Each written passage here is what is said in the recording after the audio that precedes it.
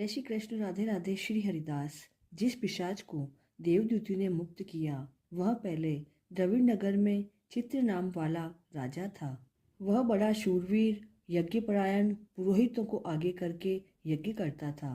वह रोजाना अतिथियों की पूजा तथा शस्त्र विद्या में निपुण था और ब्रह्म विद्या जानता था। ब्रह्मा, विष्णु, महेश तथा सूर्य की पूजा हमेशा करता। एक बार वह पाखंडियों के मंदिर में गया और वेदहीन भस्म लगाए हुए महात्मा पाखंडियों से उस राजा की बात हुई। पाखंडियों ने कहा, हे राजन, शैव धर्म की महिमा सुनो। सब वर्णों में शैव मत ही मुक्ति देने वाला है। शिव की आज्ञा के बिना दान, यज्ञ और तप से कुछ नहीं बनता है। इसके बराबर कोई पुण्य नहीं है। विश्वामित्र क्षत्रिय होकर तप से ब्राह्मण हो गए। वाल्मीकि चोर होकर उत्तम ब्राह्मण हो गए। तप से ही ब्रह्मत्व प्राप्त होता है, जन्म से नहीं। शिव तपस्वी को विष्णु का त्याग करना चाहिए। शिव भक्त निशंक होकर जो शिव से प्रेम करता है वह कैलाश में वास करता है।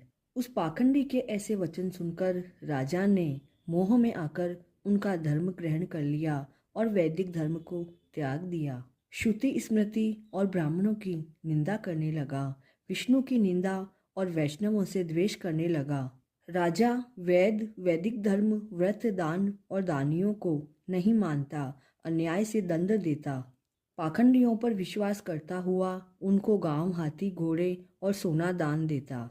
मस्तक पर जटा रखता और जो कोई विष्णु का नाम लेता उसका वध करके दंड दिया जाता। उसके डर से ब्राह्मणों तथा वैष्णवों ने उस देश को छोड़ दिया।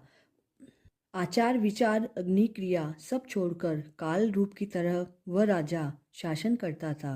कुछ समय बाद उस राजा की मृत्यु हो गई। वैदिक रीति से उसकी क्रिया भी नहीं हुई। उसे यमदूतों से अनेक प्रकार के दुख उठाते हुए कहीं लोहे की कीलों पर से चलना पड़ा, कहीं जलते अंगारों पर चलना पड़ा, जहाँ सूर्य अधिक तीव्र था और ना कोई छाया का वृक्ष था। कहीं लोहे के डंडों से वह पीटा गया, कहीं बड़े बड़े दांतों वाले भेड़ियों और कुत्तों से काटा गया।